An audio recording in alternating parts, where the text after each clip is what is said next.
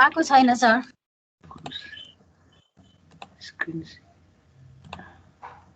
हाम्रो क्लासमा चाहिँ यसो टोयलेट ब्रेक पनि भएन है सर।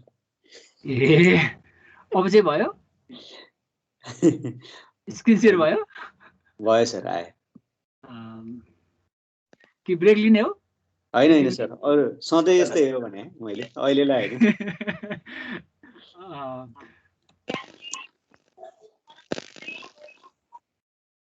ल म सुरु गरौँ है। यो हाम्रो चाहिँ तपाईँले कोर्स हेर्नु पाउनुभयो कि भएन होइन? यो चाहिँ एक प्रकारले रिसर्च प्रोजेक्ट जस्तो देखिन्छ, रिसर्च नै हो यो। तपाईँहरूलाई एक प्रकारले पछि थेसिस लेख्न सहयोग गर्ने गरी बनाएको जस्तो देखिन्छ। र यसमा चाहिँ हामी थेसिस जस्तो ठुलो रिसर्च गर्दैनौँ, तर सानो रिसर्च गर्नुपर्ने हुन्छ। म सुरु गरौँ है। आजको प्रेजेन्टेसनमा चाहिँ म तपाईँहरूलाई सुरुमा कोर्सको बारेमै भन्छु। हुन त अब तपाईँले केही व्यक्तिले पढ्नुभएको होला, तैपनि हामी सबै हेर्छौँ त्यसमा के छ भनेर। अनि रिसर्च प्रोजेक्टकै बारेमा के गर्नुपर्छ र रिसर्च भन्ने के हो भन्ने बारेमा कुरा गर्छु।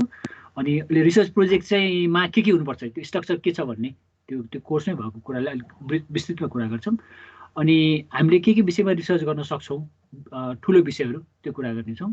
अनि क्वेसन एन्सर पनि गर्नेछौँ। हुन त बिचबिचमा तपाईँले सोध्न सक्नुहुन्छ है। साथीहरूले अलिक मिटमा राख्यो हुन्थ्यो, डिस्टर्ब भइरहेछ है। कोर्समा हेर्दाखेरि चाहिँ यो लेखेको के छ भने तपाईँहरूलाई यो रिसर्च रिपोर्ट लेखेर यो हाम्रो कम्युनिकेसन फिल्ड भनौँ न, मिडिया जर्नलिजम र मास कम्युनिकेसनमा के प्र्याक्टिकल भनौँ न, त्यहाँ के समस्याहरू छ, त्यहाँ के भइरहेको छ भने तपाईँलाई जिज्ञासा जगाउने र त्यो बारेमा तपाईँले के खोज्ने भन्ने जस्तो देखिन्छ। अनि त्यसकै आधारमा तपाईँहरू आफैले केही कुराहरू अब्जर्भ गर्ने र त्यहाँ भइरहेको कुराहरू बुझ्ने भन्ने छ। र यसकै आधारमा तपाईँहरूले 3000 वर्डको एउटा एसे लेख्ने भन्ने छ। तर अहिले चाहिँ हामीले रिपोर्टको रूपमा लेखिरहेका छौँ होइन। रिपोर्ट र एसे चाहिँ अलिक फरक हुन्छ, त्यो कुरा भयो। अब तपाईँको कोर्समा चाहिँ अब्जेक्टिभको रूपमा के भनेको छ भने अघिकै कुरा हो कि तपाईँले यो केही आफ्नो फिल्डमा मिडिया आफूले जुन विषयमा रिसर्च गर्दै हुन्छ त्यहाँको केही इस्युहरू समात्ने र त्यही अनुसार खोज्ने भन्ने हो। अर्को चाहिँ तपाईँले आफैले आफ्नो इन्ट्रेस्टको विषयमा खोज्ने। र मलाई लाग्छ यसले चाहिँ पछि तपाईँहरूलाई थेसिस लेख्न, लामो थेसिस लेख्न सघाउँछ होइन। तर इन्डिपेन्डेन्टली आफैले गर्नुपर्ने भन्ने छ। र आफैले प्लान गरेर चाहिँ यो आफैले रिसर्च गर्ने भन्ने हो होइन। विद्यार्थी आफैले गरोस् भन्ने, यहाँ धेरै कुरा आफैले गरोस् भन्ने कुरा लेखिएको छ। र अब अर्को चाहिँ क्वेसनरको कुरा पनि गरेको छ। विभिन्न मान्छेहरूलाई इन्टरभ्यू गर्ने, अनि उनीहरूलाई भेटेर कुरा गर्ने होइन, अब्जर्भ गर्ने, अनि एक्सपर्टहरूलाई भेट्ने भन्ने कुरा, त्यो चाहिँ तपाईँले डेटा जेनेरेट गर्नलाई गर्ने कुरा भयो।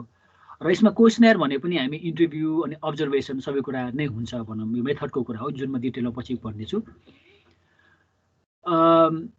अर्को चाहिँ अब यो त्योसँगै जोडेको कुरा भयो। तपाईँले चाहिँ विभिन्न फ्याक्ट्स अनि इन्फर्मेसन भनौँ त्यहाँबाट लिने र त्यो अनुसार तपाईँले एनालिसिस गर्न सक्नुहुन्छ भन्ने यो रिपोर्ट या रिसर्च गरिसकेपछि भन्ने कुरा भयो।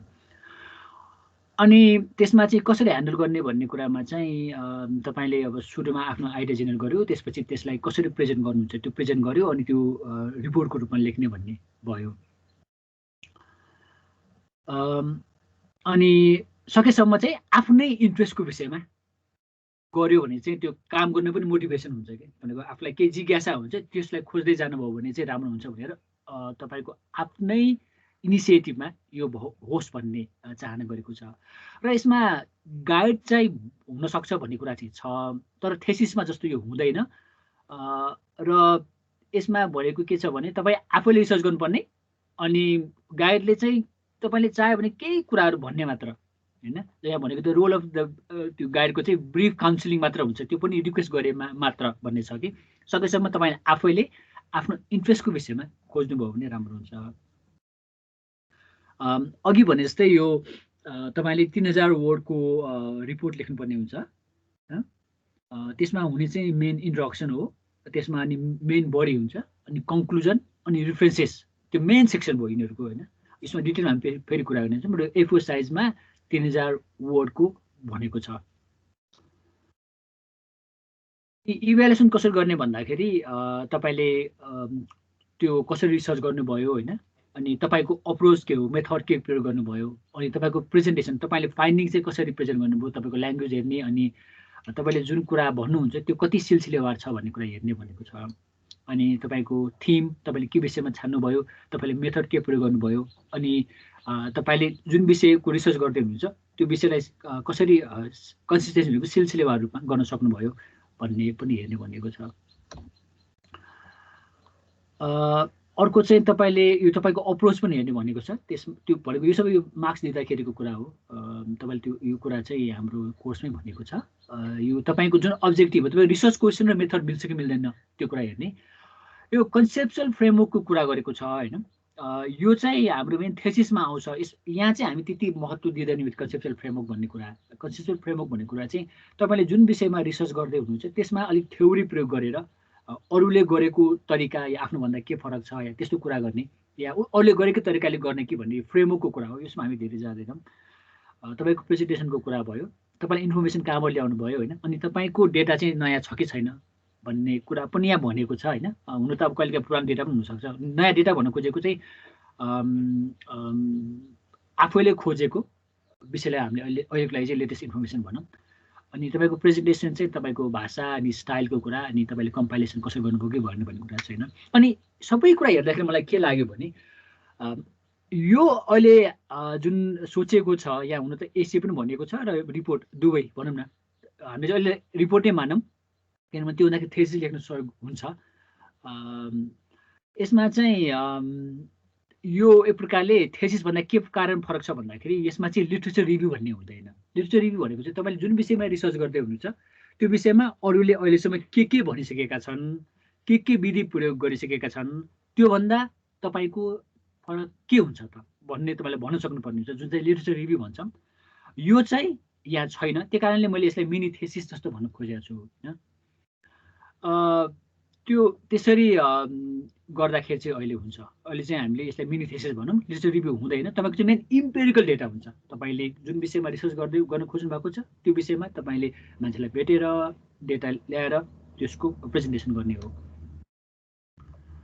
अब म रिसर्च प्रोजेक्ट र रिसर्चको बारेमा केही कुरा भन्न चाहँदैछु है।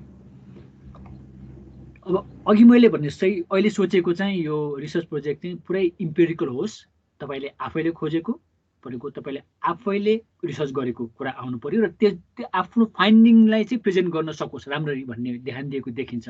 मैले अघि भनेपछि यसमा लिट्रेचर रिभ्यू नहुँदाखेरि हाम्रो यो धेरै एकाडेमिक जस्तो हुँदैन, तर तपाईँले चाहिँ आफूले पाएको एभिडेन्सलाई चाहिँ मजाले प्रेजेन्ट गर्ने र त्यो आधारमा तपाईँले के आर्गुमेन्ट गर्ने त्यो गर्न सक्नुहुन्छ। अर्को चाहिँ डेटाको कुरा म फेरि गर्छु तपाईँलाई होइन, अनि आर्गुमेन्टको कुरा पनि गर्नेछु। अब रिसर्च हामीले केलाई भन्ने होला, तपाईँ के कसैलाई भन्न मन छ? रिसर्च एउटा एकजनाले भन्नुहोस् न। खोजी, नयाँ ज्ञानको खोजी, नयाँ फ्याक्टको खोजी।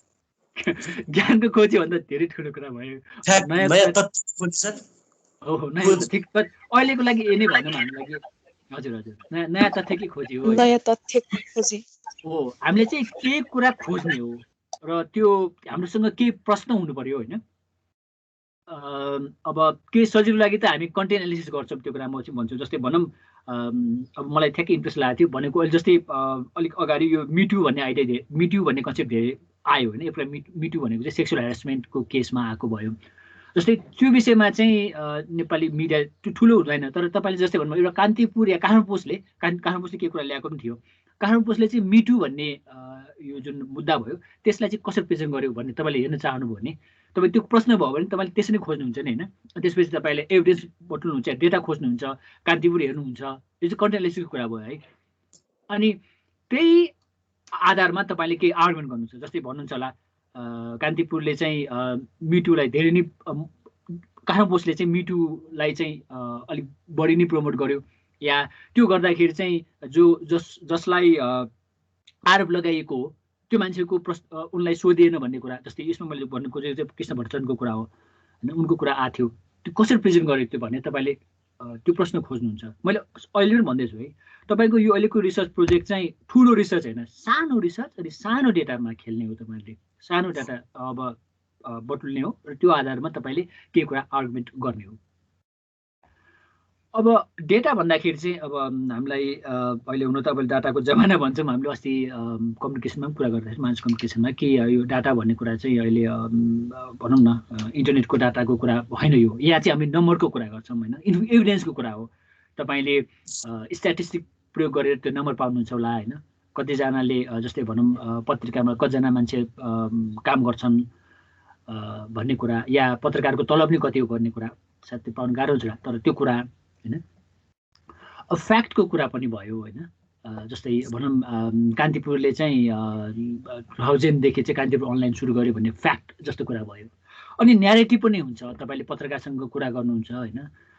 जस्तै अघि मैले मिटुकै कुरा गर्दाखेरि मलाई याद छ भिकुटी राईले गर्नुभएको छ लाग्छ केही रिपोर्टिङहरू, उहाँसँग तपाईँले कुरा गर्न सक्नुहुन्छ, तपाईँले कसरी रिपोर्टिङ गर्नुभयो, त्यो सोर्स त भन्नुहुन्न होला, त्यही पनि तपाईँको सोर्स के थियो होइन, तपाईँले यो विषय नै किन छान्नुभयो, यो विषय छान्दाखेरि तपाईँसँग संवादसँग के कुरा भयो, यो न्यारेटिभको कुरा के, यो न्यारेटिभ चाहिँ त्यहाँ आउँछ। न्यारेटिभ पनि इम्पोर्टेन्ट छ हाम्रो डाटा हाम्रो रिसर्चमा।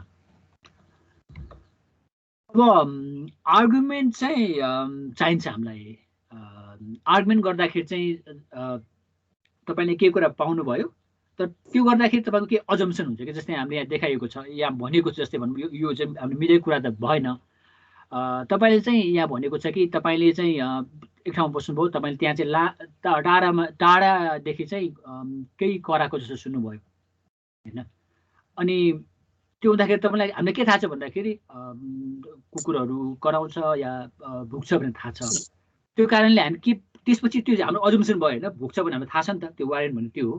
त्यसपछि त्यसको आधारमा चाहिँ तपाईँ के भन्छ भने त्यहाँ चाहिँ कुकुरहरू कराएको, कुकुरले चाहिँ यहाँभन्दा नजिक चाहिँ छ भन्ने कुरा थाहा हुन्छ होइन, त्यो आर्गुमेन्ट जस्तै भयो। अब अघिकै मिटुकै कुरा गर्दाखेरि तपाईँले अब मैले अघि भने तपाईँले चाहिँ मिटु चाहिँ कसरी प्रेजेन्ट गर्यो भने हेर्नुभयो। अनि तपाईँले चाहिँ अब अहिले मिटुको बारेमा अहिले डिबेट भइरहेको छ नेपालमा होइन, भइरहेको थियो अस्ति पनि। अनि त्यो चाहिँ ह्यारेसमेन्टको कुरा भयो, त्यो कुरा भयो। अनि त्यसमा रिपोर्टिङको कुरा गर्दाखेरि तपाईँले चाहिँ हामी के जम्सन गर्छौँ भन्दाखेरि ब्यालेन्स रिपोर्टिङ गर्नुपर्छ भन्छौँ, र तपाईँले के पाउनुभयो भने त्यहाँ चाहिँ मैले अघि भने जस्तै जसलाई आरोप गरिएको त्यो मान्छेलाई सोधिएन, मानौँ सोधिएन भने चाहिँ तपाईँले के भन्न सक्नुहुन्छ भने यो त एकतर्फी भयो नि भने तपाईँको फाइन्डिङ भयो क्या। यो चाहिँ तपाईँ फाइन्डिङ होइन कि तपाईँको क्लेम आर्गुमेन्ट भयो क्या। भनेको हाम्रा पत्रिकाहरूले चाहिँ मिटुको कुरा गर्दाखेरि भिक्टिमलाई चाहिँ सोधिन्छ, तर जसलाई आरोप लगाइन्छ तिनलाई चाहिँ सोधिँदैन, त्यो कारणले यो ब्यालेन्स भएन भन्ने तपाईँको आर्गुमेन्ट भयो होइन। आर्गुमेन्ट चाहिँ चाहिन्छ है। अब यो आर्गुमेन्टलाई अर्को तरिकाले भन्दाखेरि यसैलाई नै भनौँ न, तपाईँले क्लेम गर्नुभयो होइन, तर कहिले के हुन्छ भने अब यो मिटुको केसमा त लागु हुँदैन। कुनै चाहिँ के हुन्छ भने तपाईँले केही सानो रिसर्च गर्नुभयो, त्यसपछि तपाईँले केही आर्गुमेन्ट गर्नुभयो, तर त्यो आर्गुमेन्ट चाहिँ तपाईँ सधैँ लागु हुँदैन क्या होइन, सधैँ लागु हुँदैन। मतलब अब यसमै मिटुको केसमा त भन्न सकिँदैन। कुनै केसमा चाहिँ के हुन्छ भने तपाईँले जुन आर्गुमेन्ट गर्नुहुन्छ नि सायद त्यसको एक्सेप्सन पनि हुनसक्छ क्या होइन। अब एउटा उदाहरण दिउँ, सायद अजयजीले पनि थाहा जस्तो लाग्छ मलाई। धेरै मान्छेले के भन्छ भने गोर्खापत्रले सधैँ सरकारको पक्षमा लेख्छ भन्छ होइन, धेरै आर्गुमेन्ट गर्छ क्या लेख्छ भन्ने कुरा, तर कुनै कुनै बेलामा चाहिँ सरकारको विरोध पनि गरेको पाइँदो रहेछ क्या होइन। त्यस्तो केसमा त तपाईँले गोर्खापत्रले सधैँ नै सरकारको तारिफ गर्छ या सरकारको पक्ष लिन्छ भन्ने कुरा त प्रुफ हुँदैन नि, जो चाहिँ तपाईँसँग त्योभन्दा फरकको एभिडेन्स पनि छ भने। किनभने मैले रिसर्च गर्दा मेरो अब पिएचडीको रिसर्च नि मैले अस्ति भनेको थिएँ, मैले गोर्खापत्र कर्पोरेसन र कान्तिपुर पब्लिकेसन ओभरअल हेरेको हो, मेन चाहिँ अनलाइनमा। तर त्योभन्दा मैले अफ भनेको प्रिन्टरको पनि कुरा सोद्धाखेरि गोर्खापत्रमा चाहिँ के भन्थ्यो भने सम्पादकहरू यदि चाह्यो भने कोही सम्पादकहरूले चाहिँ डेयरिङ भएर सरकारको विरोधमा लेख्न सक्थ्यो। यो कुरा त राइजिङ नेपालमा अवश्य लागु हुन्छ, किन राइजिङ नेपालमा के भन्छ भने अब अरूलाई देखाउनलाई भए पनि त्यहाँ चाहिँ क्रिटिसिजमको वातावरण छ भनिन्छ कि। त्यो कारणले तपाईँले के आर्गुमेन्ट गर्दाखेरि तपाईँले गर्नुभएको आर्गुमेन्ट चाहिँ त्यसमा काउन्टर क्लेम छ कि छैन भन्ने पनि सोच्नुपर्ने हुन्छ। त्यो कारण आफ्नो आर्गुमेन्टलाई चाहिँ बलियो बनाउनु पर्ने हुन्छ। अब रिसर्च मेथड्सको कुरा गरौँ। तपाईँले पछि रिसर्चमा पनि पढ्नुहुन्छ, जसले रिसर्च पढ्नुहुन्छ तपाईँहरूलाई यसमा चाहिँ क्वालिटेटिभ र क्वान्टिटेटिभ अहिलेको लागि भनौँ। क्वालिटेटिभमा चाहिँ सुरुमा हामी इन्टरभ्यू गर्छौँ, एउटा तरिका चाहिँ इन्टरभ्यू भयो। अर्को चाहिँ फोकस ग्रुप। फोकस ग्रुप भनेको चाहिँ तपाईँले केही समूहका एउटा समूहको व्यक्तिहरूलाई एकै ठाउँमा राखेर उनीहरूलाई कुरा गर्ने, प्रश्न गर्ने, उनीहरूको अनुभव सुन्ने होइन, त्यो चाहिँ फोकस ग्रुप डिस्कसन भयो। यो अगाडिको 1-to-1 इन्टरभ्यू र फोकस ग्रुपमा के फरक छ भन्दाखेरि 1-to-1मा चाहिँ तपाईँले उहाँलाई धेरै कुरा सोध्न सक्ने भयो होइन, भनेको अप्ठ्यारो कुराहरू पनि अरूलाई भन्नु नहुने कुरा पनि सोध्न सकियो। तर फोकस ग्रुपमा चाहिँ त्यो सम्भव हुँदैन। त्यहाँ चाहिँ अब अरूको अन्डरस्ट्यान्डिङ, अब अरूले सोचेको कुराहरू त्यो ग्रुपले कसरी सोचिरहेको छ भन्ने कुराहरू धेरै चाहिँ थाहा हुन्छ। अर्को चाहिँ एथनोग्राफिक रिसर्च भन्छौँ होइन। एथनोग्राफिक रिसर्च भनेको चाहिँ तपाईँले अब मेरै उदाहरण दिनुपर्दाखेरि मैले त्यस बेला गोर्खापत्र कर्पोरेसन, गोर्खापत्रको अनलाइन हेरेको थिएँ। मैले त्यहीँ बसेर केही दिन त्यहाँ बसेर केही छिन् भनौँ, केही दिन त होइन, त्यहाँ बसेँ पनि म। मेरो साथी पनि हुनुहुन्थ्यो त्यहाँ, अजितजी अरू साथी पनि हुनुहुन्थ्यो। त्यहाँ बसेर उहाँले कसरी काम गर्नुहुन्थ्यो हेर्थेँ, उहाँहरूसँग अन्तर्वार्ता पनि गर्थेँ म होइन। अनि त्यो चाहिँ एथनोग्राफिक भयो कि तपाईँ त्यही गएर जहाँ भइरहेको छ त्यहीँ बसेर हेर्ने, उहाँहरूसँग लामो कुरा गर्ने होइन, आफूलाई चाहिने विषयहरूमा आफ्नो चाहिने प्रश्नको उत्तर खोज्नको लागि धेरै कुराहरू कोट्याएर सोध्ने होइन, त्यो चाहिँ एथनोग्राफिक रिसर्च भयो। अर्को चाहिँ यो रेकर्ड किपिङ पनि हुन्छ। अब यो रेकर्ड किपिङलाई चाहिँ यसो भनौँ, यसलाई चाहिँ हामीले डकुमेन्ट ग्रुपलाई लियौँ। जस्तै भनौँ अर्को रिसर्च मेरो मास्टर्सकै रिसर्च हो, मैले चाहिँ विकास सञ्चारमा गरेको थिएँ। विकासको लागि सञ्चार भन्ने यो कन्सेप्ट हो। यो चाहिँ 28 सालको सञ्चार योजना आएको थियो होइन। त्यसमा चाहिँ मैले त्यो योजनालाई पनि, त्यो योजना जुन डकुमेन्ट छ 90 पेज जतिको पुरै चार्ट भएको रिपोर्ट, त्यो हेरेर त्यसबाट चाहिँ विकास सञ्चार केलाई बुझ्न खोजेको थियो भन्ने कुरा मैले अध्ययन अनुसन्धान गरेको थिएँ। त्यो भयो। अब गोर्खापत्रको कुरा गर्दाखेरि मैले गोर्खापत्र माइन्युट पनि हेरेको थिएँ। भर्खर प्रेस काउन्सिलको एउटा किताब निस्केको छ, सङ्गीता खड्काजीले लेख्नु भएको। त्यसमा चाहिँ प्रेस काउन्सिलको 60 वर्ष भन्ने छ। त्यसमा चाहिँ उहाँले त्यो माइन्युट हेरेर के अरे प्रेस काउन्सिलले कसरी काम गर्थ्यो, प्रेस काउन्सिलले कसो निर्णय गरेको रिसर्च गर्नुभएको छ। अर्को चाहिँ केस स्टडी रिसर्च भन्छ। हुन त केस स्टडी भन्ने कुरा चाहिँ होइन, यो अलिक सानो केसको कुरा गर्छौँ। जस्तै भनौँ तपाईँले चाहिँ केही मान्छेहरूले चाहिँ 3-4वटा देशको कुरा गर्दैछ भने तपाईँले नेपालको मात्र कुरा गर्नुपर्ने केस भयो। र अर्को चाहिँ अब तपाईँले चाहिँ अब कसैले चाहिँ रेड नेपालकै बारेमा रिसर्च गर्दैछ भने रेड नेपालले प्रयोग बजाउने सानो एउटा प्रोग्रामको बारेमा रिसर्च गर्नु पनि केस स्टडी हो। अर्को अब कान्तिपुरले या अरू पत्रिकाले विभिन्न विषयहरूमा रिपोर्टिङ गर्छ भने तपाईँले पर्टिकुलर भनौँ अब सम्पादकीयकै बारेमा कुनै इस्यु भनौँ वातावरणको बारेमा कस्तो रिपोर्टिङ गर्यो भनेर हेर्नु छ, त्यो पनि केस स्टडी जस्तै भन्न सक्छौँ। यो केस स्टडी भन्ने कुरा चाहिँ एउटा सानो पर्टिकुलर विषयमा फोकस गरेर गर्ने रिसर्च हो र त्यहाँबाट चाहिँ हामीले डिटेलमा कुरा थाहा पाउन सकिन्छ। यो क्वालिटेटिभको विशेष चाहिँ त्यही हो है। अब हामी क्वान्टिटेटिभ रिसर्चमा जान्छौँ। हुन त तपाईँलाई थाहा होला, क्वान्टिटेटिभ रिसर्च भनेको चाहिँ क्वालिटेटिभ भन्दा फरक हुन्छ। क्वान्टिटेटिभमा चाहिँ हामी धेरै सर्वे गर्छौँ र मान्छेहरूलाई चाहिँ प्रश्न सोध्छौँ र त्यो प्रश्न पनि यस नो टाइपको हुन्छ, या भए पनि त्यसलाई चाहिँ हामीले नम्बरमा क्याटेगोराइज गरेर कति पर्सेन्टले के भन्यो भन्ने कुरा थाहा पाउन सक्छौँ। अर्को यो कोरिलेसन रिसर्च भन्ने छ होइन। अब यसमा चाहिँ के हुन्छ भने जस्तै भनौँ हाम्रो दिमागमा के हुनसक्छ भने कि एज वाइज चाहिँ पत्रकारको तलब बढ्छ भन्ने सोध्न सक्छौँ होला होइन। तपाईँले चाहिँ त्यसपछि तपाईँले विभिन्न पत्रकारहरूको सर्वे गर्नुभयो, तपाईँ कति वर्ष हुनुभयो, तपाईँको तलब कति हो, अनि त्यसपछि तपाईँको एज बढ्दै गएपछि तलब बढ्छ बढ्दैन या कसैको बढ्दैन भने त्यस्तो कुरा पनि गर्न सकिन्छ। यो कोरिलेसनको इक्जाम्पलहरू चाहिँ यो विभिन्न भेरिएबल्स भन्छ, त्यो दुईवटा भेरिएबल्सको त्यो सम्बन्ध बढ्छ कि बढ्दैन। जस्तै भनौँ अर्को उदाहरण चाहिँ हामी मिडिया इफेक्ट थ्योरीमा पछि पढ्नेछौँ कि हामी के भन्छौँ भने धेरै भोयलेन्ट कन्टेन्ट हेर्ने मान्छेहरू चाहिँ अझै धेरै भोयलेन्ट हुन्छ भन्ने हुन्छ होइन। अब तपाईँले चाहिँ सोध्न सकिन्छ कोही विभिन्न मान्छेहरूलाई कि तपाईँले कति भोयलेन्ट भिडियो हेर्नुहुन्छ वर्षमा या फिल्म हेर्नुहुन्छ, त्यसपछि तपाईँलाई कति भोयलेन्ट भनौँ न फिल हुन्छ हुँदैन, त्यस्तो सोध्न सकिन्छ। अलिक यो चाहिँ अलिक क्वान्टिटिभ जस्तो हुन्छ र विभिन्न भेरिएबल्सको जोडै हेर्छौँ। अर्को चाहिँ एक्सपेरिमेन्टल रिसर्च हो। यो चाहिँ मेन साइन्समा हुने रिसर्च जस्तो हो होइन। एक्सपेरिमेन्ट गरेर जस्तै अघिकै केसमा पनि जस्तै डरको कुरा गरौँ, विभिन्न मान्छेहरूलाई चाहिँ डरलाग्दा कुराहरू देखाएर पुरै टेस्ट पनि गर्न मिल्छ कि त्यो साइन्टिफिक रूपमा। तपाईँको चाहिँ अब ब्लड प्रेसर होला, त्यो बढेको बढेन, तपाईँको शरीरमा कसरी चेन्ज भयो, त्यो पुरै कुनै ल्याबमा राखेर चेक गर्ने क्या त्यो एक्सपेरिमेन्ट। त्यो हुँदाखेरि तपाईँलाई चाहिँ त्यस्तो मात्र देखाइन्छ अनि त्यो अनुसार तपाईँको त्यसमा के फिलिङ, त्यसमा तपाईँको बडीमा के चेन्ज आएर त्यो अनुसार तपाईँको एक्सपेरिमेन्ट गर्ने तपाईँमा होइन। यो कुरा चाहिँ एक्सपेरिमेन्टल भयो। यो चाहिँ धेरै क्वान्टिटीमा हुन्छ। अब रिसर्चकै कुरा गर्दाखेरि क्वान्टिटिभ र क्वालिटीको मैले भर्खर कुरा गरेँ, त्यसमा फरक के हुन्छ त होइन। जस्तै क्वान्टिटिभ रिसर्चमा चाहिँ हाम्रो न्युमेरिकल डेटा हुन्छ, अघि भनेपछि पर्सेन्टेजमा हामी हेर्छौँ होइन। अनि क्वान्टिटिभ डेटा चाहिँ हाम्रो त्यो विभिन्न क्याटेगोरी हुन्छ, त्यो हाम्रो नाप्न सकिन्छ क्या। अघि मैले भने चाहिँ 80%ले बढ्यो होइन, 80% बढ्यो भन्ने कुरा गर्न सक्छौँ हामी, र त्यो कुरा चाहिँ हामी टेबल ग्राफमा देखाउँछौँ। तर क्वालिटेटिभमा चाहिँ त्यो गाह्रो हुन्छ। त्यो चाहिँ धेरै हाम्रो कथा हुन्छ होइन, मेन चाहिँ नेरेटिभ हुन्छ क्या त्यहाँ, या डिस्क्रिप्सन हुन्छ। त्यो अब्जर्भ गरेको कुरा धेरै कुरा एक ठाउँमा आउँछ होइन। एक प्रकारले क्वालिटिभले चाहिँ त्यहाँभित्रको विभिन्न प्रोसेसलाई डिटेलमा बुझ्ने होइन, बुझ्न सघाउँछ। त्यो कुरा चाहिँ हामी ध्यान दिउँ। क्वान्टिटिभ भनेको मेन डेटा स्ट्याटिस्टिकको कुरा हुन्छ, क्वालिटेटिभ भनेको न्यारेटिभ र कथाको कुरा हुन्छ एक प्रकारले भनौँ न, र पुरै डिटेल विवरणको हुन्छ। तर त्यो बिचमा एउटा मिक्स मेथड भन्ने पनि हुन्छ कि त्यो, किन भन्दाखेरि अब यो फरक देख्यो नि होइन। क्वान्टिटिभले नम्बरलाई ध्यान दिने, क्वालिटेटिभले चाहिँ कथालाई ध्यान दिने हो भने तर मिक्स गर्दा झन् राम्रो हुन्छ भन्ने कन्सेप्ट छ।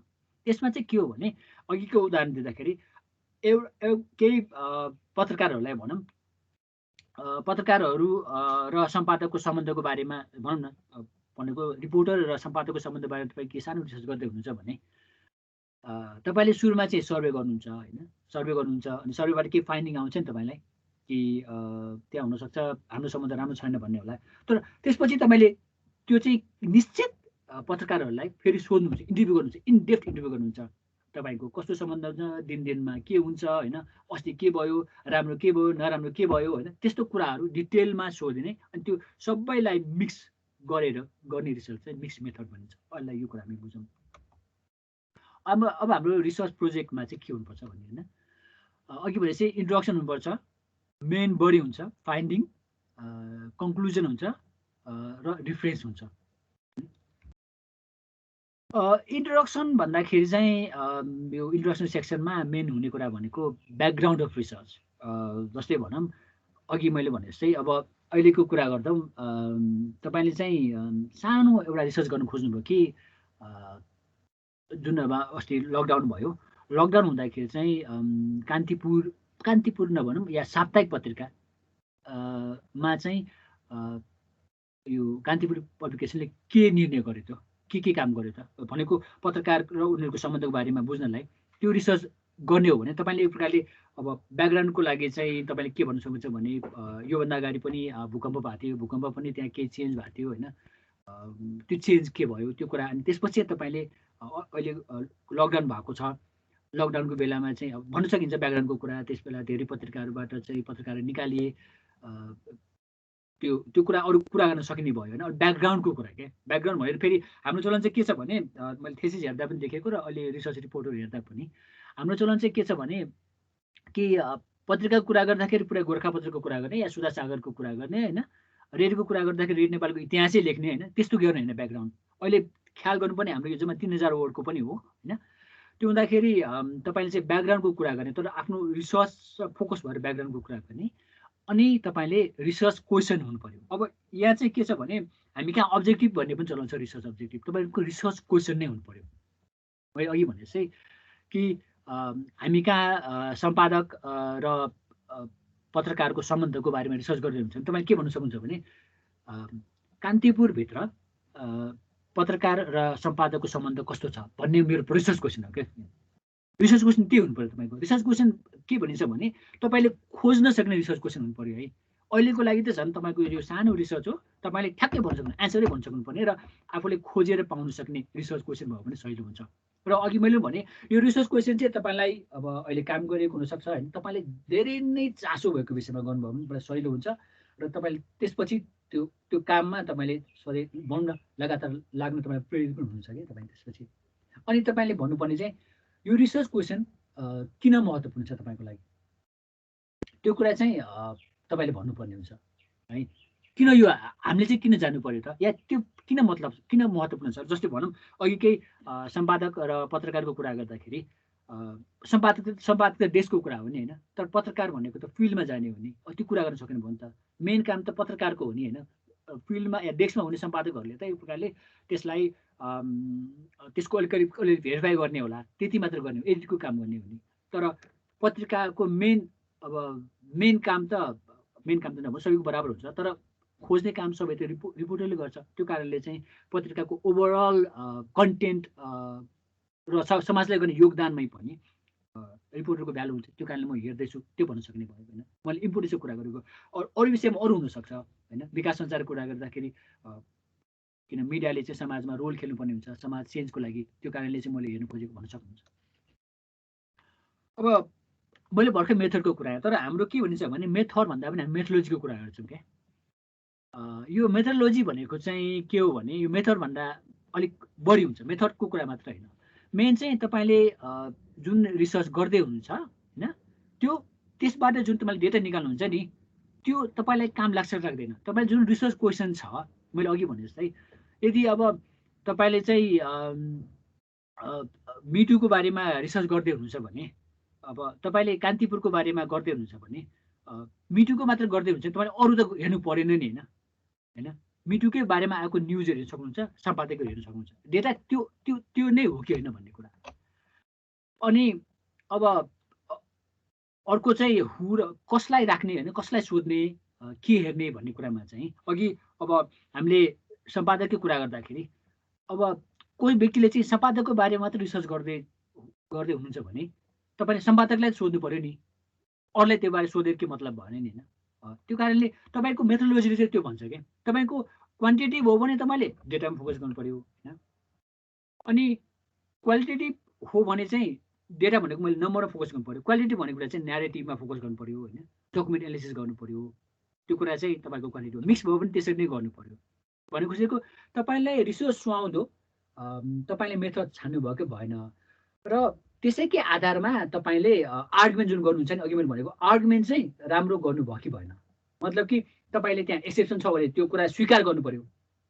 तपाईँले के भन्न सक्नुहुन्छ भने यो घटनामा चाहिँ यस्तो देखियो, यसमा चाहिँ देखियो, यो केसमा चाहिँ यो देखियो, तर अरूमा नहुन सक्छ पनि भन्न सक्नुहुन्छ है।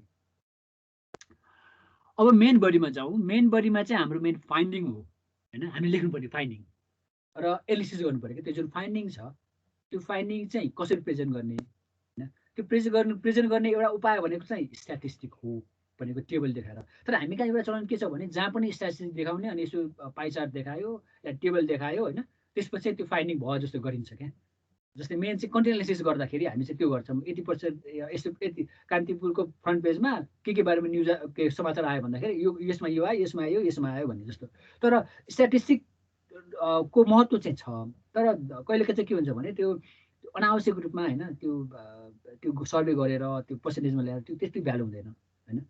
अर्को फ्याक्ट्सको कुरा मैले अघि पनि गरेँ तपाईँलाई, डेटको कुरा होला होइन, त्यो कुरा तपाईँले मजाले भन्नु पऱ्यो। र न्यारेटिभको कुरा पनि अरूले आफूले देखेको अब्जर्भ गरेको कुरा, इन्टरभ्यूको कुरा होइन।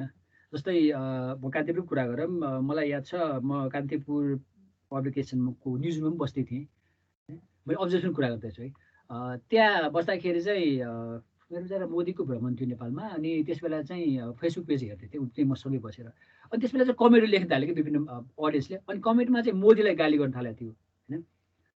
फेसबुकमा चाहिँ त्यो हटाइन, तर जुन कान्तिपुरको कान्तिपुरको वेबसाइटमा त्यो वेबसाइटमा भएको कान्तिपुर भन्दा पनि कान्तिपुर.com जस्तो लाग्छ, कान्तिपुरकै वेबसाइट जस्तो लाग्छ, त्यहाँको चाहिँ जो यो अलिक क्रिटिकल कमेन्ट चाहिँ हटाइयो क्या।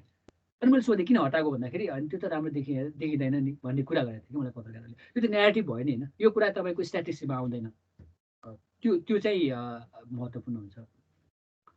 अब प्रेजेन्टेसनमा अघि पनि कुरा गरेँ, टेबल हुनसक्छ। अनि इन्टरभ्यूमा चाहिँ के हुन्छ भने विभिन्न थिमहरू हुन्छ क्या। जस्तै अघिकै कुरा गर्दाखेरि इन्टरभ्यूको कुरा गर्दाखेरि पत्रकार र सम्पादककै इन्टरभ्यूको कुरा गर्दाखेरि कुरा हुनसक्छ कि अब भनौँ हाम्रो सम्बन्ध किन राम्रो छन् भन्दाखेरि तलबको कुरा होला कि के भनिन्छ भने सम्पादकले कति तलब खान्छ भनेर थाहा छैन होइन, कसैको तलब बढ्दैन, तलबको कुरा भयो होला होइन। त्यसपछि एडिटिङको कुरा पनि हुनसक्छ, कहिलेकाहीँ चाहिँ हाम्रो एडिट राम्रो गर्दैन भन्ने कुरा हुन पनि सक्छ है। मैले अजम्सन गरेर कुरा गरेको। एउटा तलब एउटा थिम भयो, इकोनोमिक एउटा थिम भयो, जर्नलिजम एउटा थिम भयो। यो इन्टरभ्यूमा चाहिँ विभिन्न थिम अनुसार तपाईँले प्रेजेन्ट गर्नुभयो भने चाहिँ त्यो राम्रो देखिन्छ। नभए त्यो छरपस्ट हुन्छ कि क्वालिटीमा यति डेटा हुन्छ कि हामीलाई कहिलेकाहीँ के राख्ने के नराख्ने, अनि त्यो छरपस्ट भएको इन्फर्मेसन मात्र राख्यो भने त्यो चाहिँ राम्रो देखिँदैन, रिसर्च पनि भइँदैन। त्यही कारणले तपाईँले थिम अनुसार आफ्नो डेटा प्रेजेन्ट गर्नुभयो भने राम्रो हुन्छ। कन्क्लुजन चाहिँ मैले अघि पनि कुरा गरेको हो होइन। कन्क्लुजन चाहिँ मेन चाहिँ आर्गुमेन्ट हुन्छ तपाईँको फाइन्डिङको आधारमा आर्गुमेन्ट। अघि मैले भने जस्तै तपाईँले आर्गुमेन्ट गर्दाखेरि तपाईँको इन्फर्मेसन डेटा के छ, डेटाको आधारमा मात्र आर्गुमेन्ट गर्नुहोस्, त्योभन्दा माथि नजानुहोस्। त्यसले के भनौँ त्यसलाई धान्न नसक्ने तरिकाले चाहिँ ठुलो आर्गुमेन्ट नगरौँ, किनभने हामीलाई थ्योरी चाहिँदैन।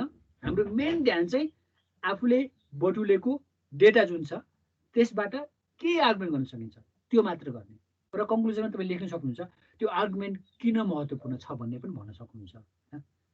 मेन चाहिँ कन्क्लुजन चाहिँ अब धेरै अवस्थामा तपाईँले हेर्नुभयो भने इन्ट्रोडक्सन जोडेर या भनौँ तपाईँको फाइन्डिङ, इन्ट्रोडक्सन फाइन्डिङ त्यो सबै त्यो मिल्ने गरी आउँछ है कन्क्लुजन भन्ने कुरा। एउटा चाहिँ अब हामीले पछि पनि कुरा गर्न सक्छौँ कि यो अब यसमा एउटा अघि चाहिँ एसे र रिपोर्टको कुरा छ। अब यो विषयमा फेरि कुरा पनि सक्छौँ, रिपोर्टै लेख्ने कि एसे लेख्ने भन्ने कुरा होइन।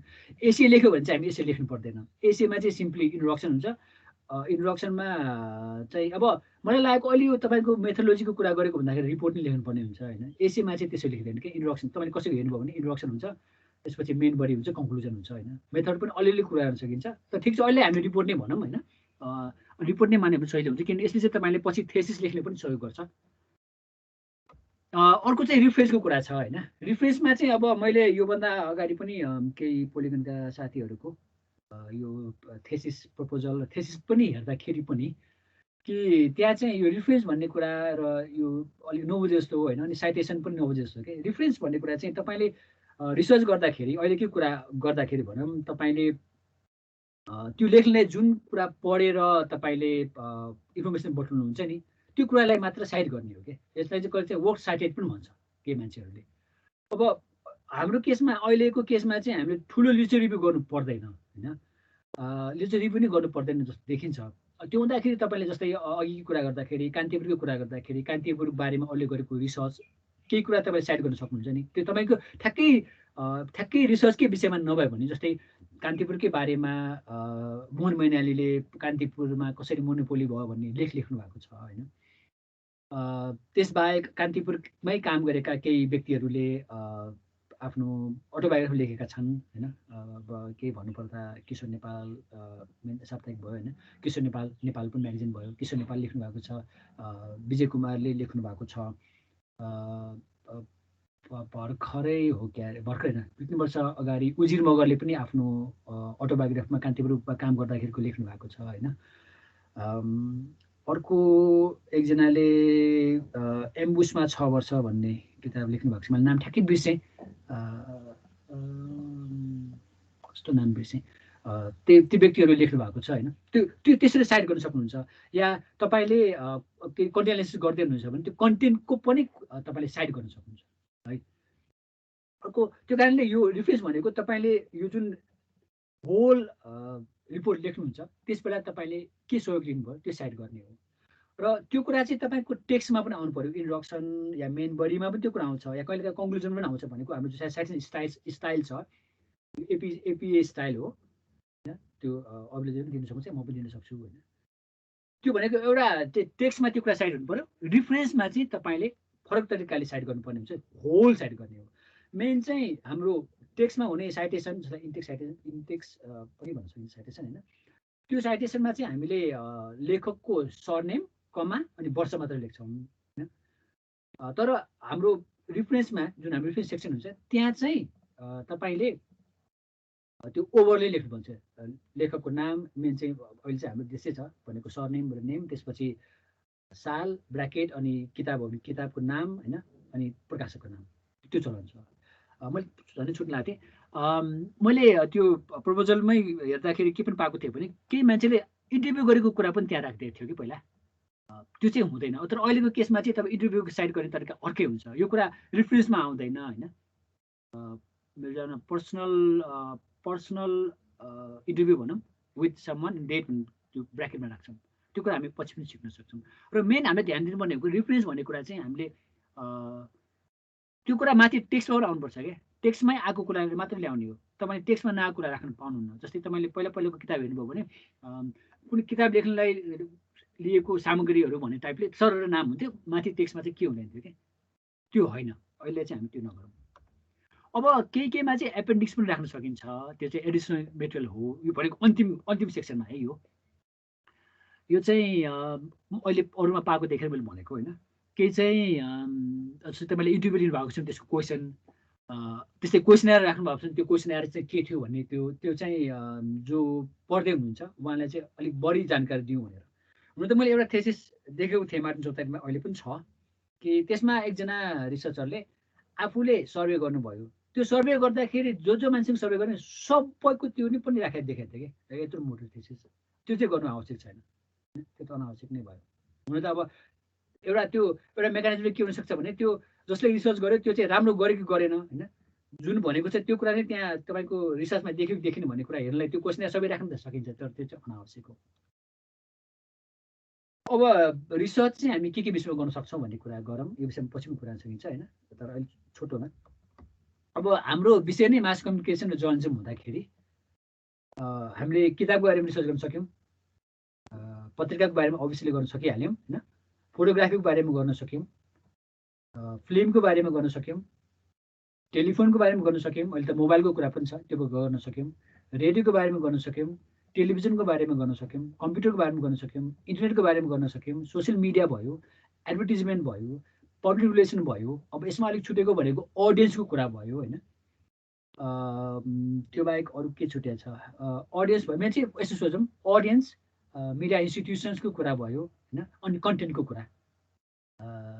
जस्तै अहिले हामी सोच्दाखेरि चाहिँ हामी जुन मास कम्युनिकेसन थियरमा भन्छौँ सेन्डर को सेन्डर, त्यसपछि च्यानलको कुरा गर्न सक्यौँ भने इन्स्टिट्युसन नै कसरी आयो के आयो भन्ने कुरा पनि गर्न सक्यौँ, त्यो पनि हेर्न सक्ने भयो, त्यो तर छोटो रिसर्च हुनुपर्छ यो होइन। त्यसपछि रिसिभर अडियन्सको कुरा पनि गर्न सक्यौँ, त्यो बिचमा इकोनोमीको कुरा पनि गर्न सक्यौँ, धेरै कुरा हामीले समेट्न सक्छौँ। भनेको चाहिँ सकेसम्म चाहिँ हामीले तपाईँहरूले टपिक दिनुभयो भने चाहिँ राम्रो हुन्छ होला होइन, भनेको एक हप्ताभित्रमा यो चाहिँ टपिक हो भन्ने मात्र दिनुभयो भने पनि, किनभने त्यो हुँदाखेरि चाहिँ नबाजियोस् भन्ने मैले चाहेको, त्यो गर्नुभयो भने चाहिँ राम्रो हुन्छ होइन। अब मलाई लागेको चाहिँ तपाईँले के हेर्न सक्नुहुन्छ भन्ने कुरा गर्दाखेरि तपाईँले चाहिँ त्यो आइडियलीलाई पत्रकार या कम्युनिकेटर भन्नु खोजेको, मैले पिआरको कुरा गर्नु खोजेको, एडभर्टाइजरहरूको उनीहरूसँग भएको इन्टरभ्यूहरू तपाईँले हेर्न सक्नुहुन्छ, त्यहाँबाट तपाईँले के आइडिया हुनसक्छ भनेको, के इन्ट्रेस्टिङ रिसर्च भनेको क्वेसन हुनसक्छ, रिसर्च क्वेसन होइन। अनि मिडिया भन्नु खोजेको मैले सबै अब रेडियो टिभी सबै मिडिया नै पनि हेर्न सक्नुहुन्छ, ब्लगको कुरा पनि छ, अहिले त सबै कुरा अनलाइनमा पनि छ होइन। अब युट्युब हेर्न सक्ने भयो होइन, अब सोसियल मिडियामा फेसबुक हेर्न सक्ने भयो, ट्विटर छ, धेरै कुरा मलाई थाहा पनि छैन होइन, अरूहरू पनि छन् होइन, त्यो पनि हेर्न सक्ने भयो। त्यो कुरा भनेको अहिले सोसियल मिडियामा फेसबुकको कुरा गर्दाखेरि त्यहाँ हुने डिबेटको पनि तपाईँले हेर्न सक्नुहुन्छ, सानो रिसर्च हो यो होइन, जम्मा 3000 वर्डको हो, त्यो पनि ध्यान दिनु होला। अर्को चाहिँ यो विभिन्न मिडिया एसोसिएसनको पब्लिकेसन पनि हेर्न सक्नुहुन्छ तपाईँले होइन। मैले उदाहरण दिनु पर्दाखेरि अब पत्रकार महासङ्घ त हुने भइहाल्यो होइन, यो एडभर्टाइजिङ एसोसिएसन अफ नेपाल त्यो छ। अब मलाई पब्लिक रिलेसनको बारेमा के छ थाहा छैन, बुकको बारेमा बुक पब्लिसरहरूको उनीहरूको कहिलेकाहीँ चाहिँ यो स्मारका निकालेको हुन्छ होइन, त्यो पनि हेर्न सक्नुहुन्छ होइन। तपाईँलाई यस्तो के हेर्नु पऱ्यो भने चाहिँ मार्टिन चौतारी, म जहाँ काम गर्छु, त्यहाँ पनि काम गर्छु म होइन, म त्यहाँ सिनियर रिसर्चर हो, त्यहाँ पनि तपाईँले त्यहाँ पाउन सक्नुहुन्छ विभिन्न हामीले खोजेका छौँ, हुन त केही अपडेट नहोला तर धेरै कुराहरू त्यहाँ हेर्न सकिन्छ होइन। अर्को चाहिँ यो पत्रकार या अरू कम्युनिकेटरकै भनौँ न मेमोरी हेर्न सक्नुहुन्छ तपाईँले, अटोबायोग्राफी हेर्न सक्नुहुन्छ। अब अरू बुक पनि हुनसक्छ जर्नलिस्टहरूले लेखेको होइन। जस्तै उदाहरण दिनुपर्दा मलाई ठ्याक्कै मैले हेर्न त हेरेको छैन होइन, हेर्न पाएको छैन। अहिले होम कार्कीको नयाँ किताब निस्केको छ उहाँको होइन। उहाँले चाहिँ मेरो विचारमा अरबमा जुन उहाँले काम गर्न जानुभएको थियो भनेको कान्तिपुरको लागि, त्यसको अनुभव देवेन्द्र भट्टराईको पनि छ रेगिस्तान डायरी होइन। भनेको त्यहाँबाट चाहिँ केही कुराहरू निकाल्न सकिन्छ हाम्रो होइन। त्यो कुरा भयो। अब फिल्मको केसमा विभिन्न एक्टरहरूको जीवनी अटोबायोग्राफी पनि अब हुनसक्छ। हरिवंशको अटोबायोग्राफी या मधुकृष्णको अटोबायोग्राफी, सुभद्रा अधिकारीको अटोबायोग्राफी होइन, या अरू कसैको हुनसक्छ होइन। एडभर्टाइजरहरूले पनि के निकालेको छ भने त्यो पनि हेर्न सकिन्छ। यस्तो विभिन्न सोर्सबाट चाहिँ हामीलाई आफूलाई जुन विषयमा इन्ट्रेस्ट छ त्यो विषयमा एउटा इन्ट्रेस्टिङ प्रश्न चाहिँ आफूलाई धेरै इन्ट्रेस्ट लागेको प्रश्न चाहिँ तपाईँले खोज्न सक्नुहुन्छ। अहिलेको लागि चाहिँ म क्वेसन एन्सर सेक्सनमा जान्छु होइन। तपाईँलाई केही सोध्न मन छ भने त्यो गरौँ।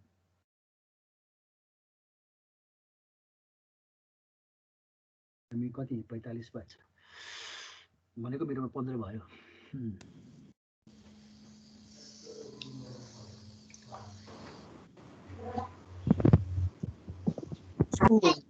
कति दिनभित्र बुझाउनु पर्छ सर?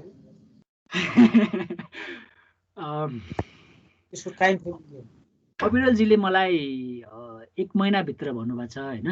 त्यो हुँदाखेरि धेरै समय त गर्न दिन सकिँदैन जस्तो लाग्छ मलाई। मेरो विचारमा यसो गरौँ न, तपाईँले 3 हप्ता जति चाहिँ रिसर्च गर्नुहोस् होइन। अर्को 2 हप्ता जति चाहिँ तपाईँले लेख्नेमा लगाउनु भयो भने तपाईँको 3000 वर्डको यो बन्छ क्या। अब यो ठुलो रिसर्च पनि होइन। त्यो हुँदाखेरि तपाईँलाई इन्ट्रेस्ट लागेको विषयमा तपाईँले यो किन भन्दाखेरि तपाईँले अहिले काम गर्नुभएको तपाईँलाई धेरै इन्ट्रेस्ट भएको विषयमा त अहिले पनि पढिराख्नुहुन्छ नि होइन। त्यो हुँदाखेरि तपाईँलाई लेख्नु सजिलो हुन्छ। त्यो कारणले भोलिदेखि त्यो यो काम सुरु गर्नुहोस्। या यसो गरे हुन्छ कि बरु यसो गरौँ न, 1 हप्ता यसो भनौँ 1 हप्ताभित्र तपाईँले मलाई क्वेसन पठाउनुहोस्। त्यो पठाउनै पर्छ होइन अविरलजी या मलाई। त्यसपछि तपाईँले रिसर्च गर्न थाल्नुहोस् होइन। त्यसको 3 हप्ताभित्र, अनि त्यसको 1 हप्ताभित्र चाहिँ तपाईँले बुझाउनुहोस् न। भनेपछि 1.5 महिनाभित्र चाहिँ बुझाउनै पर्ने गरी गरौँ न। अविरलजी त्यसो के भन्नु? हामीले टपिक दिनु पर्छ सरलाई होइन? तपाईँले दिनु राम्रो हुन्छ कि भनेर, किन भन्दाखेरि यो चाहिँ नबाजियोस् भनेर मात्र हो होइन। गाइड गर्नै पर्दैन। हामी पनि असियर हौँ नि त तपाईँले के विषयमा गर्दै हुन्छ भन्ने कुरा। त्यो त कुन टपिकमा गरिन्छ भन्ने कुरा तपाईँलाई जानकारी दिनु पर्यो। टपिक भन्दा पनि रिसर्च कसरी दियो भने राम्रो हुन्छ होला? ए हजुर टपिक भन्नु खोजेको मैले जेनरल सब्जेक्ट जस्तो भयो होइन। भनेको एडभर्टिजमेन्ट हो कि अब पत्रिका हो कि अनलाइन हो कि होइन, के हो? तपाईँहरूले आज वैशाखको 10 भयो, जेठको 10 गते भित्रमा तपाईँहरूको फर्स्ट ड्राफ्ट चाहिँ हामीलाई पठाइसक्नु पर्यो। करेक्सनहरू हुन्छ कि त्यही टाइम लाग्छ। फर्स्ट ड्राफ्ट चाहिँ तपाईँहरूको फर्स्ट ड्राफ्ट चाहिँ हामीलाई जेठको 10 भित्र आइसक्नु पर्यो। यो टपिक चाहिँ के यो मिडिया रिलेटेड हुन्छ कि ओभरअल जेसुकै मिडिया जोडिनु पर्यो तपाईँ? होइन, मिडिया यस्तो हो कि अब मैले हामीले थाहा छ नि त, मास कम्युनिकेसन मिडिया भन्ने कुरा त अब हामीले अघि मैले विषयहरूमै हो। त्यो तपाईँले के गर्न खोज्नु भयो भन्नुहोस् त? हैन मिडिया भन्दा बाहिरको हो कि भनेको कस्तो मिडिया भन्दा बाहिर?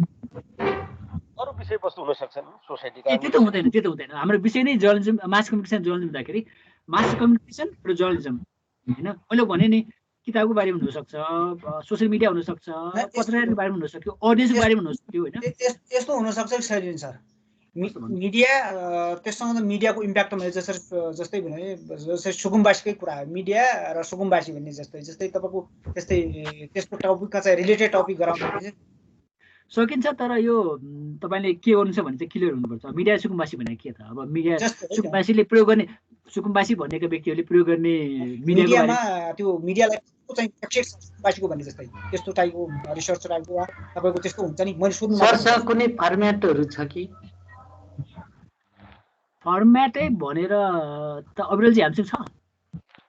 यसपाला फर्म्याट नदिउँ भएको पुरानो फर्म्याट कति काम नलाग्ने छ। यसपाला चाहिँ नयाँ नै कसरी आउनु हुँदैछ विद्यार्थीहरू। यसो गर्नुहोस्, तपाईँले आफूले पनि रिसर्च गर्नुहोस् होइन। सुन्नु न, तपाईँले आफूले रिसर्च गर्नुहोस् होइन।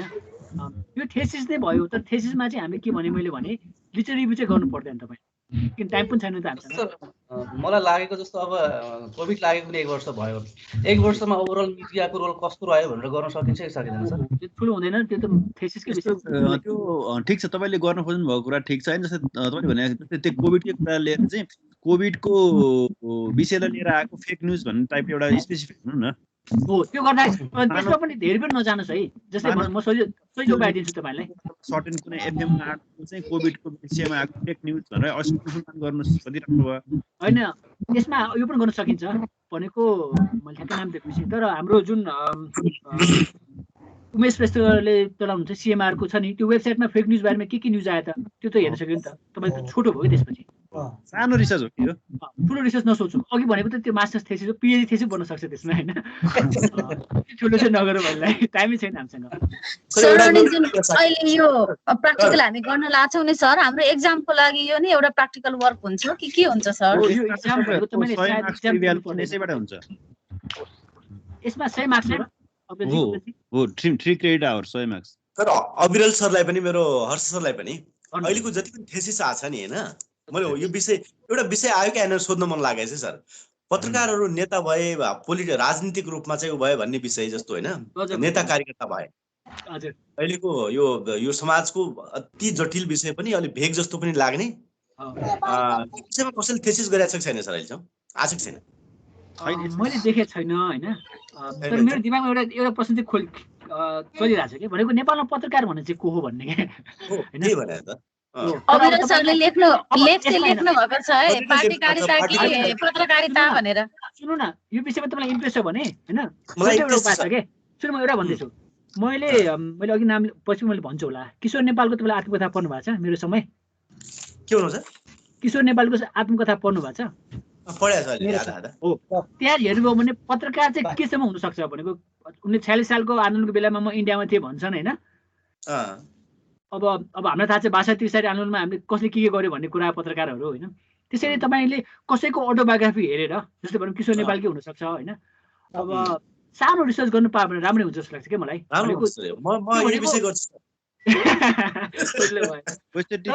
आन्दोलनमा चाहिँ अब मिडियाले के भूमिका खेल्यो भने छ नि हामी त्यो भूमिका खेल्ने कुरामा पनि मिडियाको रोलै गरिरहेका थियौँ कि एक्टिभिस्ट भएको थियौँ कि के भएको थियो भन्ने कुरा त्यसमा त्यो कुरा त हुन्छ तर यो त धेरै गाह्रो कुरा हो के तर भन्नु खोजेको यो केही पत्रकारहरूको तपाईँले अटोबायोग्राफी हेरेर अनि जस्तै हुनसक्छ भनौँ न ठ्याक्कै त्यो उनको चाहिँ छैन जस्तो लाग्छ मलाई हरिहर विडयको आत्मकथामा त्यति छैन होइन त्यो हेरेर चाहिँ पत्रकार र राजनीतिको सम्बन्ध पनि के गर्न सकिन्छ जस्तो लाग्छ डेटा एनालाइसिस अलिकति गाह्रो होला सर देशभरि अब त्यसलाई चाहिँ होइन त्यो सबै गर्नै पर्दैन तपाईँले म थेसिस होइन नि त म तपाईँले त्यो भन्छु सानो डेटा हेर्ने होइन एक दुईजना पत्रकारलाई को लाइफ हेरे हुन्छ तपाईँले ल सर अहिले यसो गरौँ मेरो टपिक चाहिँ यो अहिले जुन रिपोर्ट भन्नुभएको थियो नि हजुरले 3000 को यसमा पनि मैले पछि पनि थेसिसको टपिक यही गर्ने विचार गरिरहेको छु यो गर्दा गजबै हुन्छ मलाई के लाग्छ भने अहिलेको लागि एउटा रिपोर्ट पनि यही प्रेजेन्ट गर्छु नि त म मेरो चाहिँ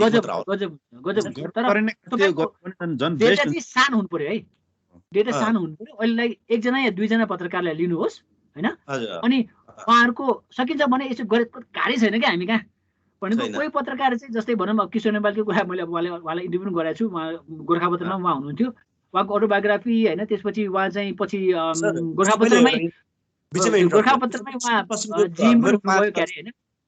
सुदूरपश्चिमको हो म त यहाँ मेरो बेस त यहाँ छ मैले यहाँ 5 जना पत्रकारसँग इन्टरभ्यू गर्छु तर अब राष्ट्रकै समस्या हो न त यसले रिप्रेजेन्ट गर्छ नि त यसले त यहाँको मैले 10 जनासँग कुराकानी गरेँ हैन तपाईहरु संगठनमा आबद्ध हुनुहुन्छ प्रेस चौतारीमा हुनुहुन्छ प्रेस युनियनमा हुनुहुन्छ तपाईहरु राजनीतिक रूपमा उहाँले कहिलेकाहीँ भनिदिन्छ नि त हामी त यसो 5 जना नगर्नुस् 2 जना मात्र गर्नुस् यो सानो डेटा गर्नु के 2 जना अहिले 2 जना गर्नुस् पछि तपाईले थेसिसमा यो कुरा सोच्दै गर्नुस् हैन अलिक बढाउन सकिन्छ हुन्छ सर हस् थ्यांक यू हुन्छ सर हजुर तपाईले एउटा त्यो उ चाहिँ बनाइदिनु न के रे एउटा पानामा स्ट्रक्चर के त्यो इन्ट्रोडक्सन हुनु पर्ने हैन मैले बनाउन सक्छु शेयर गरिदिनु त्यो चाहिँ उहाँलाई सजिलो हुन्छ हुन्छ रिपोर्ट नै बनाउनु भएपछि अब जस्तै हाम्रो थेसिसमा जस्तै सबै एक्नोलेज सबै हुनु पर्यो म त्यो बनाउँछु म यसमै राखिदिन्छु नि त पछि अनि तपाईँ सबैलाई मेल गरिसकेको छु त्यो अहिले हामीले फलो गर्ने भनेको चाहिँ एपिएस 7th एडिसन फलो गर्छौँ त्यसमा चाहिँ अब तपाईँहरूले पढ्नुभएको कुरालाई कसरी साइटेसन गर्ने रेफरेन्समा कसरी राख्ने भनेर मैले त्यो पढ्ने चिज पठाएको छु त्यो चाहिँ पढ्नु होला जस्तै मानौँ तपाईँले कुनै चिज वेबसाइटबाट पढ्नुभयो भने त्यसलाई कसरी साइटेसन गर्ने कुनै चिज चाहिँ बुकबाट पढ्नुभयो भने कसरी साइटेसन गर्ने भन्ने कुराहरू सबै मैले त्यहाँ पठाएको छु त्यो पढ्नु है सबैले 1-2 घन्टा टाइम दिएर त्यो पढ्नुहोस् पहिला है किताब पठाएको होइन मैले त्यो एपिएस 7 को त्यो किताब त धेरै ठुलो छ सानो सानो होइन किताब होइन सानो सानो उनी बनाएर पठाइदिएको छु कि ठिक छ त्यसरी जर्नल कसरी साइटेसन गर्ने अब रेडियोको कुरालाई कसरी साइटेसन गर्ने इन्टरभ्यू लिएको कुरालाई कसरी साइटेसन गर्ने कुरा सबै डिटेलमा मजाले हेरेर पठाइदिएको कि डिटेलमा हुन्छ त्यो राम्रो तपाईँले यसमा ध्यान दिनुपर्ने भनेको सानो है सानो रिसर्च ठुलो सोच्दै नसोच्नुहोस् तपाईँले बरु अघि उहाँले भने जस्तै पछि म थेसिसमा यस्तै लामो बनाउँछु तर अहिलेलाई चाहिँ मैले के थाहा पाउनुलाई के यस्तो कोट्या जस्तो कि अलिक थाहा पाउनुलाई त्यो गरौँ अरू केही भन्नुहोस् अरूको मेरो रेफरेन्स सजिलो छ अविरल सरले एउटा पेपर लेख लेख्नु भएको छ त्यहाँ एउटा भइहाल्यो रेफरेन्स त्यहाँबाट तान्छु अनि अरू ठाउँबाट तान्छु ट्युसन युनिभर्सिटीमा भइहाल्छ हजुर तर मैले अघि भने जस्तै त्यो लिस्ट रिभ्यू नगरौँ हामीले यसमा नगरौँ चाहिँदैन पनि किन अहिलेलाई चाहिँ डेटा थाहा पाउँ कि हामी फिल्डमा गएर हजुर फिल्डमा गएर डेटा पाउँ र त्यो अनुसार नै आफ्नो एभिडेन्सहरू जम्मा गर्ने हो अनि त्यो अनुसार गर्न सकिन्छ हजुर अरू कसैको मैले हजुर भन्नु न लागेको कुनै प्रोफेसनको बारेमा पनि हुन सक्छ त्यस्तो कस्तो भन्नुहोस् त प्रोफेसनकै केही के गर्नुहुन्छ इतिहास लेख्नुहुन्छ गजब इतिहास त के हुन्छ हुन्छ हुन्छ तर त्यो के हुनु पर्यो भने तपाईँको रिसर्च चाहिँ तपाईँले अब मैले सोचेको चाहिँ भनौँ न हजुर यो अलिक गाह्रो चाहिँ गाह्रै हुन्छ होइन जस्तै भनौँ अब सानो भनौँ अब इतिहासको कुरा गर्दाखेरि नेपालमा ब्लगिङको कुरा गरौँ न होइन कसैलाई इन्ट्रेस्ट छ भने नेपालमा ब्लग कसरी सुरु भयो होइन त्यसपछि के भयो अहिलेसम्म के भइरहेको छ होइन त्यो कुरा अलिअलि मान्छेसँग 1-2जना मान्छे कुरा गरेर बनाए पनि हुन्छ क्या यो ठुलो रिसर्च होइन यो जस्तै भनौँ माई संसारको कुरा होइन परिवार.com को कुरा मैले पनि ब्लग चलाएको थिएँ ब्लगको कुरा मेरो मात्र होइन अरू हाम्रो ब्लग भन्ने थियो हाम्रो केपी ढुङ्गानाजीको होइन मलाई पनि थाहा छ ब्लग चलाएको त्यो कुरा गर्न सक्नुहुन्छ या तपाईँले नेपालको रिसर्च त नगरौँ तर अरू अरू अरू केही संस्थाहरूको रिसर्च हिस्ट्री लेखे हुन्छ क्या छोटो धेरै गर्नु पर्दैन तपाईँले अब वेबसाइट हेर्ने अनि के व्यक्तिसँग कुरा गर्ने होइन उहाँले निकालेको स्मारिका प्रयोग गर्ने होइन जस्तै भनौँ लेख्ने ल्याङ्ग्वेज इङ्ग्लिस कि नेपालीमा लेख्दा पनि हुन्छ गजब गजब गजब पत्रकार महासंघले इतिहास लेख्न सकिन्छ नसकिने होइन त्यो गर्नलाई तपाईँलाई गाह्रो पनि छैन क्या पत्रकार महासंघको पत्रकारिता भन्ने पत्रिका हेर्ने होइन अनि लेख्ने पनि जसको बारेमा इतिहास लेखेको छ नि त्यसको इतिहास लेखे पनि हुन्छ केही छैन तर नलेखेको हुनु पऱ्यो अलिक मलाई भन्नु तपाईँले होइन त्यो गर्दा सकिन्छ किन अब धेरै कुरा लेखेको कुरा त नगर्दा राम्रो हो कि नयाँ अलिअलि नयाँ त हुनु पऱ्यो नि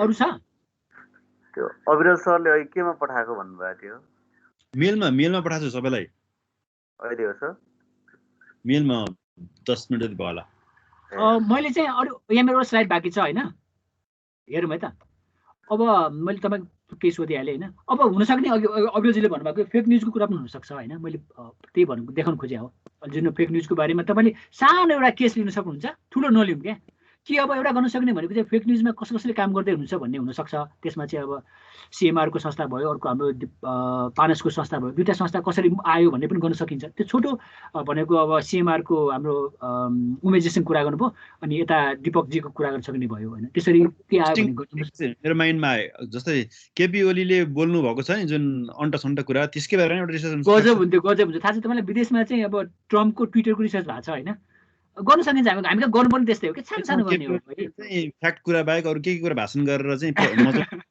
गजब हुन्छ त्यो कुरा गजब हुन्छ है त्यो रिसर्च अनि अब अर्को चाहिँ मलाई रोबोटमा धेरै मलाई टेक्नोलोजीमा इन्ट्रेस्ट भयो रोबोटको कुरा पनि गर्न सकिन्छ सायद 18 मा होला नेपालमा रोबोट आयो भन्ने कुरा थियो होइन यो चाहिँ नाङ्लोमा युज गर्यो भने त्यसपछि के भयो थाहा छैन मलाई अहिले छैन कि छ कि थाहा छैन सानो त्यो पनि गर्न सकिन्छ कसरी आयो त्यसपछि त्यहाँ उनीहरूले के फाइदा भयो त्यसपछि त्यहाँका मान्छेले के भन्यो भने सानो तपाईँले गर्न सक्नुहुन्छ होइन अर्को यो इन्ट्रेस्टिङ कुरा पनि हो यो करेक्सनको कुरा हो होइन विदेशमा चाहिँ तपाईँले न्युयोर्क टाइम्स हेर्नुभयो भने त्यो करेक्सन छाड्ने चलन छ क्या हाम्रो हिजो अस्तिको न्युजमा यो मिस्टेक थियो भन्ने कुरा त्यो कुरा हामी कहाँ अहिले भर्खर सुरु भएको छ काठमाडौँ पोस्टमा काठमाडौँ पोस्टले चाहिँ के गर्दो रहेछ त भन्ने कुरा हेर्न सक्ने भयो होइन सानो तपाईँले 1-2 हप्ताको त्यो करेक्सन चाहिँ के विषयमा गर्दो रहेछ, या त्यसपछि तपाईँले इन्टरभ्यू गर्न सक्नुभयो होइन, त्यो कसरी हुन्छ भन्ने कुरा गर्न सक्ने भयो। अब यो मैले अघि भनेको संस्थाको कुरा, माई संसारकै इतिहास लेख्न सक्नुहुन्छ तपाईँले, कसरी लेखे जस्तो लाग्दैन मलाई। तपाईँले पुरै माई संसार हेर्नुहोस्, माई संसार सबै हेर्नु मिलिहाल्छ, कुन बेला के भएको थियो भन्ने कुराहरू अलिअलि फोकस गरेर होइन। यहाँ उनले चाहिँ यहाँ मैले देखाउन खोजेको डेटाको कुरा पनि हो, उसले डेटा दिन्छ जस्तो लाग्छ मलाई। भनेको उनको भनेको यो वेबसाइटको अडियन्स कहाँ छ त, क्यानाडामा कति छ, बेलायतमा कति छ भन्ने उनले जुन राखे नि त्यो कुरा तपाईँले एक्सेस गर्न सकिन्छ क्या, उनीसँग माग्न सकिन्छ। मेरो विचारमा उमेशले दिनुहुन्छ होला, किन उहाँको यो पैसाको कुरा मात्र होइन, उमेशको दिनुहुन्छ होला, कान्तिपुरले त्यो नदेला।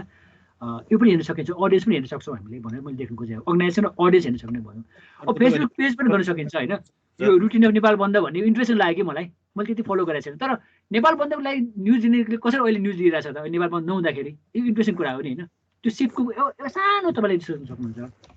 मैले अघि अटोबायोग्राफी मेरो इन्ट्रेस्टको विषय हुँदाखेरि हो यो मेरो समय अनि खुसी, यो बाहेक अरू जीवनी निस्केको छ पुष्कला श्रेष्ठको होइन, यो कुरा तपाईँले हेर्न सक्नुहुन्छ। यसबाट डेटा निकाल्न सकिन्छ कि इन्फर्मेसन चाहिँ भनेको पत्रकारको अटोबायोग्राफीमा के हुन्छ त्यो पनि त हाम्रो एउटा रिसर्चको विषय हो नि त, डेटा त्यहाँबाट आउँछ। अटोबायोग्राफी भनेको के हो र पत्रकारको अटोबायोग्राफीमा के हुन्छ त, ल त्यो पनि राम्रो कुरा हुनसक्छ है। अर्को रेडियो प्रोग्राम हुन त मैले साथीसँग मनको कुरा गरेँ, यो त हाम्रो पालाको कार्यक्रम जस्तो हो, अहिले चेन्ज भइसक्यो होला, त कुनै रेडियो प्रोग्रामलाई तपाईँले हेर्न सक्नुहुन्छ भनेर मैले भन्नु खोजेँ। यो त अलिक यो युथकोलाई टार्गेट गरेर आएको प्रोग्राम भयो। अब एप्सको कुरा पनि हाम्रो पात्रको बारेमा गर्न सकिन्छ होइन। मैले पनि मेरो पिएचडी क्रममा अलिअलि खोजेको थिएँ हाम्रो पात्रको बारेमा, धेरै कुरा पाउन सकिनँ, अनि त्यसपछि मैले त्यो त्यति महत्त्व दिइनँ। तर हाम्रो पात्रले कसरी आयो, अहिले के भइरहेको छ होइन, अहिले कसरी सिप भइरहेको छ होइन, उसले अहिले भिडियो दिन थालेको छ, यो भनेको के हो भन्ने कुरा गर्न सकिन्छ। युट्युबको कुरा गर्न सकिन्छ। अब सिधा कुरा जनतासँग अब रवि लामिछानेको रिसर्च केही कुनै एउटा प्रोग्रामको पनि तपाईँले एनालिसिस गर्न सक्नुहुन्छ। अब यो मोबाइल र बच्चाहरूको कुरा छ त्यो पनि हेर्न सक्नुहुन्छ, या मोबाइल र अरू पनि कुरा गर्न सकिन्छ, मोबाइल र युथको कुरा गर्न सकिन्छ, केही 3-4 जना मान्छेसँग कुरा गरेर होइन जो चाहिँ उस होला। अर्को फेसबुकमा पनि धेरै एक्टिभ हुने मान्छेहरूसँग कुरा गर्न सकिन्छ, उनीहरूको फिड हेर्न सकिन्छ होइन, त्यो कुरा गर्न सकिन्छ। पत्रिकाको बारेमा रिसर्च गर्न सक्ने भयौँ, पाठकको बारेमा गर्न सक्ने भयौँ होइन, पाठकलाई सोध्न सकिन्छ। जस्तै भनौँ कोही मान्छे छ जो चाहिँ पहिले धेरै पत्रिका पढ्थ्यो भने पहिला किन पढ्नुहुन्थ्यो त्यो सोध्न सकिन्छ, या अहिले चाहिँ अनलाइन मात्रै हेर्नु छ भने अनलाइन किन हेर्ने त्यो कुरा सोध्न सकिन्छ। एडभर्टिजमेन्टमा चाहिँ मैले पोलिगोनिकै राखिदिएको छु, एडभर्टिजमेन्ट पनि हामी रिसर्च गर्न सक्छौँ, धेरै विषयहरू छ क्या। अहिले चाहिँ मैले अघि भने सानो विषयमा हामी रिसर्च गरौँ, धेरै चाहिँ औषधाची नहो, तर यो कुरा चाहिँ ध्यान दिउँ कि पछि मैले थेसिस लेख्दाखेरि पनि यसले नै गर्न सकोस् भनेर अहिलेको लागि चाहिँ के थाहा पाइराखौँ भन्नेलाई चाहिँ त्यो गरौँ न ल। सायद यति नै होला यसलाई। अरू केही प्रश्न छ भने ठ्याक्कै टाइममा सिद्ध्याए जस्तो लाग्छ मलाई।